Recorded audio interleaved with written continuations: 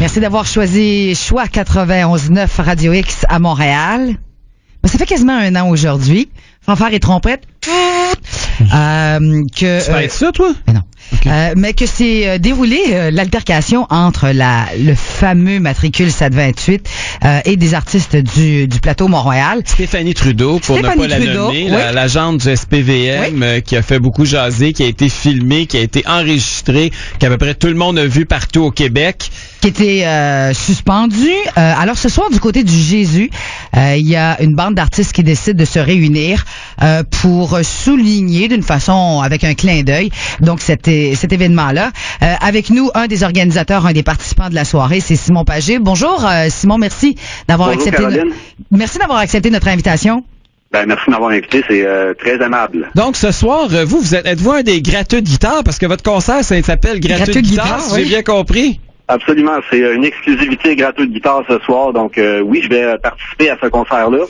Et bien que je sois bassiste dans la vie, ce soir, je joue du banjo pour vous, donc avis à tout le monde, là, venez m'écouter, jouer du banjo avec une cinquantaine d'autres musiciens qui vont être là sur la scène au Jésus. Mais pourquoi vous voulez nous remémorer ces histoires d'horreur? Tout le monde est content d'avoir oublié ça, puis d'avoir tourné la page sur le printemps 2012 au Québec. On a tous trouvé ça difficile des deux côtés, qu'on soit pour ou contre le conflit étudiant. Ça a été une période sombre dans l'histoire du Québec. Pourquoi vouloir commémorer ça encore puis d'en rajouter un an plus tard?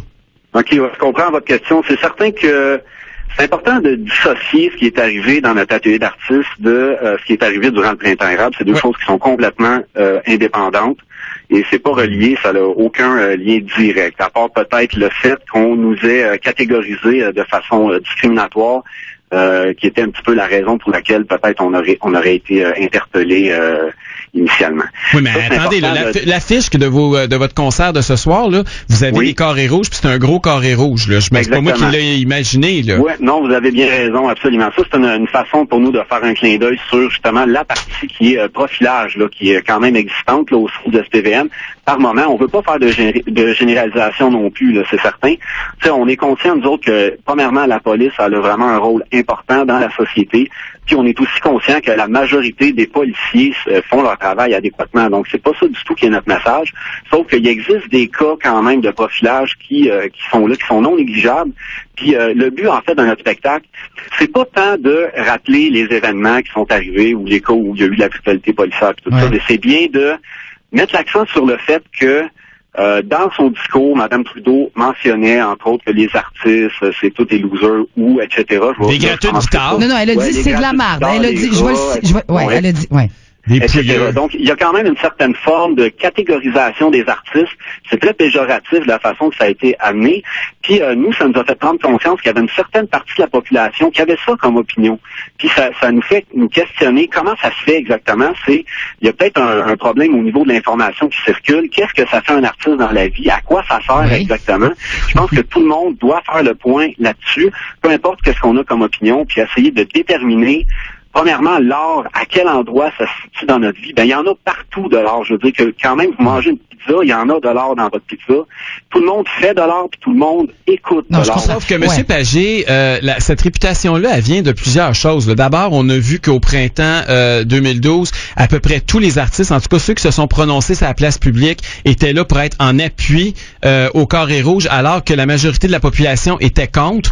Et les quelques artistes qui étaient contre se sont tus. Moi, j'en ai rencontré un paquet qui m'ont dit « Continue, Éric, on est d'accord avec vous autres, mais on peut pas publiquement parler. » Quand on voyait des grands rassemblements, de la grand-messe des artistes québécois dans des galas quelconques, tout le monde fallait qu'ils portent le carré rouge. C'était BCBG d'avoir un carré rouge. Ne vous présentez surtout pas là avec un carré vert. Il y a eu toute cette espèce de pensée unique, un peu un troupeau de moutons. On a eu ce feeling-là de la communauté artistique lors du printemps l'année passée. Mais je comprends. Écoute, on pourrait dire ça aussi des hommes d'affaires.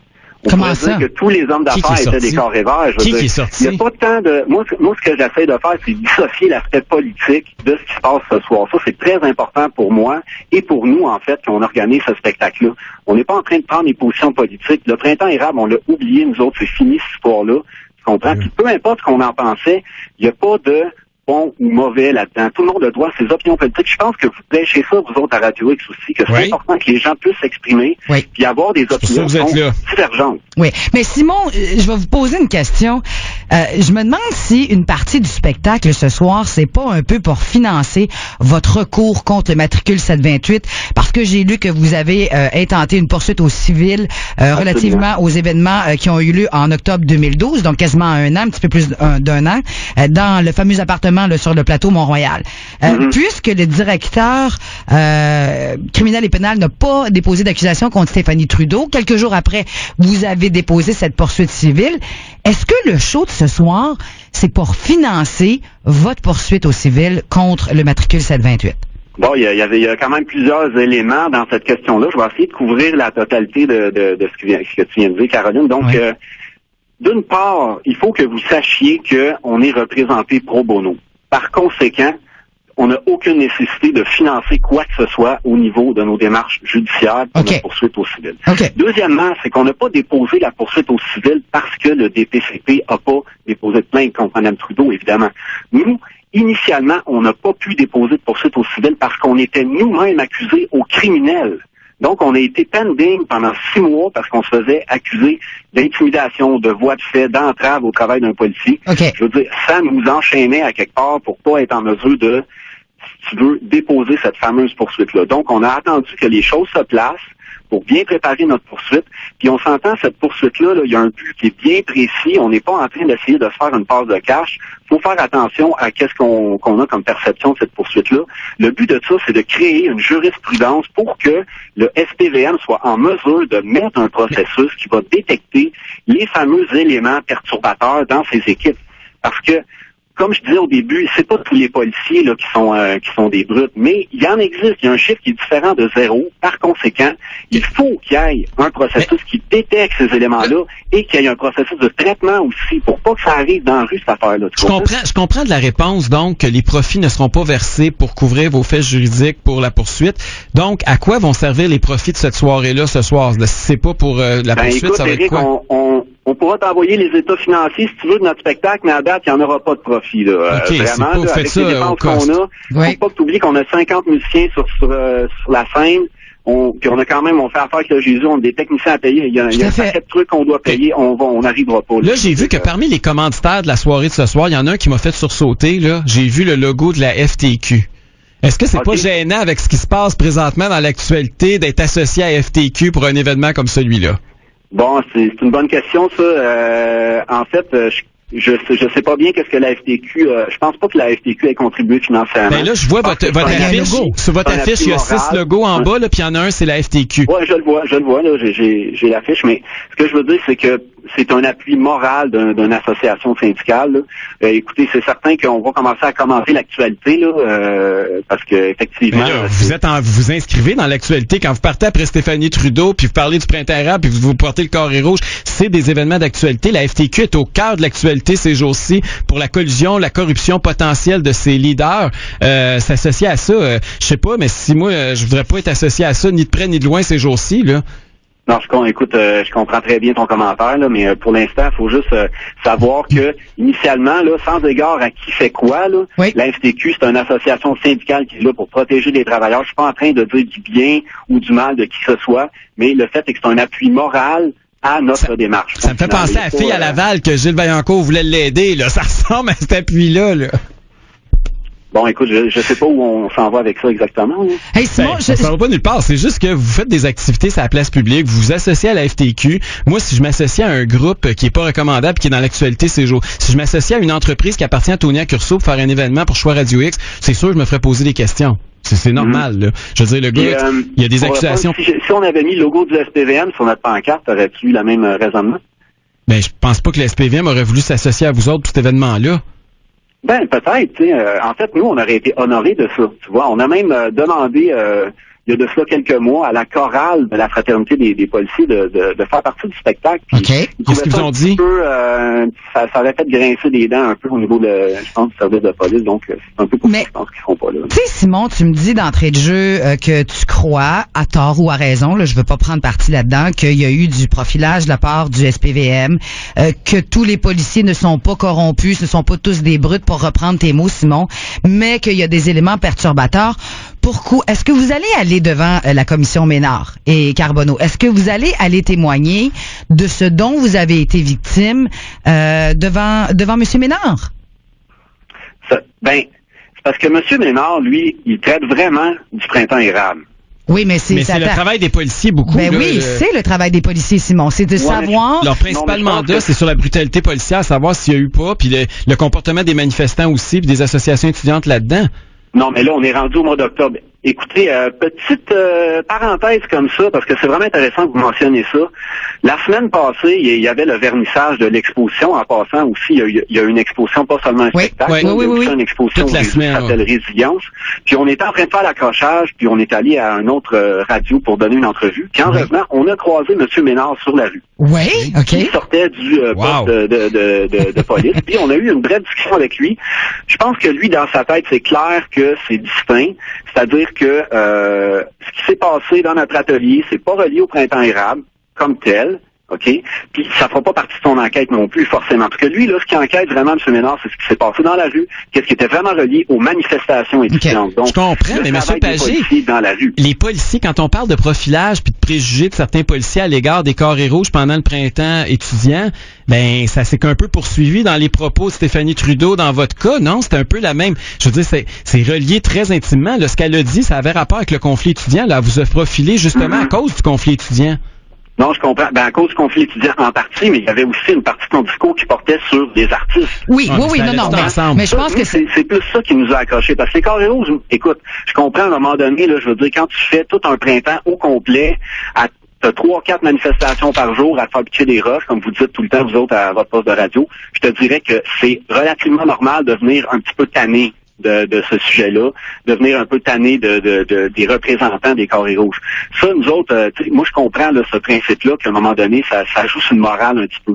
Mais de là à commencer à faire de la discrimination parce que le gars, il y a une guitare dans son dos, dans un cage, je veux dire, là on commence à dépasser largement l'entendement raisonnable. Ouais. Écoute, c'est non justifiable, ça, là. C'est au Jésus, c'est ce soir, c'est à quelle heure, Simon? Ce soir à 8h, donc à 20h, on commence le spectacle. Soyez là en grand nombre. Il nous reste encore des billets, pas beaucoup, mais il nous en reste. Puis ça va être nous autres, c'est la fête, là. C'est ça le principe. On redonne les lettres de noblesse à la musique et à l'art en général. Donc, venez cogiter sur quelle place exactement occupe l'art dans votre vie. En tout cas, on peut pas dire que tu manques pas d'audace, Simon, de t'adresser à Duhem le midi, à Choix Radio X. Pour ça, je te salue. Bon, merci, puis continue le beau travail. Merci, ciao. Salut. C'est Simon Pagé, un des organisateurs donc de cette soirée qui va être présentée dans le cadre de soirée commémorative en marge des événements de matricule 728, machin. Écoute, oui. On n'a pas beaucoup, nous autres, des événements pour souligner puis rappeler les victimes du printemps étudiant, les commerçants qui se sont fait péter leurs fenêtres, le monde qui se sont fait menacer, qui se sont fait cracher dessus, qui ont eu la vie empestée pendant des mois parce que ces carrés rouges-là nous rendaient la vie insupportable au centre-ville de Montréal. C'est drôle, hein? Eux autres, ils se font des petits concerts avec les petits artistes, les gratteux de guitare, comme ils s'appellent. Mais nous, j'ai jamais vu des gens prendre la défense des carrés verts aujourd'hui, puis la défense encore des commerçants qui ont perdu leur business, qui se sont fait saccager. Ça, il y a pas personne qui se rappelle de ça, puis ça, c'est pas grave. Mais, tu sais, je reviens avec toujours cette histoire-là, puis c'est une des raisons qui avait fait que j'avais démissionné de l'animation de Face à Face avec Gendron l'année passée. C'était parce que moi, les carrés rouges, j'avais trouvé mon adresse, qui s'était installée chez nous, que je suis sortie chez moi un matin pour aller animer avec Gendron, et que j'avais cette cinquantaine de carrés rouges sciemment installés, artistiquement déposés sur mon perron. Puis on parle pas non plus de ma sœur Marjolaine qui a manqué un rendez-vous en oncologie. Là. On parle pas d'un ongle incarné, on parle d'oncologie. L'oncologie, c'est le cancer. Qui a pas pu aller à son rendez-vous en oncologie parce que les carrés rouges avaient décidé un beau matin de bloquer l'accès au pont Champlain. on y fait pas de concert pour elle. Non. Pour commémorer Parce qu'on ça puis s'en essayer de fout l'aider. de Non, Marjolaine ça, c'est pas Proulx. important. C'est pas grave, Puis, elle. je trouve que, tu sais, là, regarde, matricule 728, là, elle a peut-être commis des fautes, puis c'est pas à moi de la juger. Moi non Il y a un plus. processus qui est en place puis qui va On peut se fait son questionner, job. en tout cas, sur elle. Là. Ça, c'est clair. Moi, je me questionne. Mais je vais te dire quelque chose, Caroline. Vas-y. Cette fille-là, elle a déjà payé pas mal plus que n'importe quel carré rouge qui a saccagé les fenêtres au centre-ville. Moi, ce que j'attends encore de voir où sont les accusations contre ceux et celles qui ont fait du vandalisme à Montréal pendant le printemps québécois. On n'en a pas. Cette fille-là, elle a été suspendue. Elle a même fait une dépression. Elle peut plus se promener. Elle s'est fait harceler de tout bord, de tout côté. Je dis pas que ce qu'elle a fait, c'était correct, mais je dis qu'elle a payé cher en maudit son comportement non professionnel. Mais je veux juste te rassurer, Eric. Quoi? Parce que toutes ces grandes questions-là que tu as, là, Oui. tu vas en avoir la réponse très, très bientôt. Comment ça? Ben, quand on va déposer le rapport Ménard. Ah boy!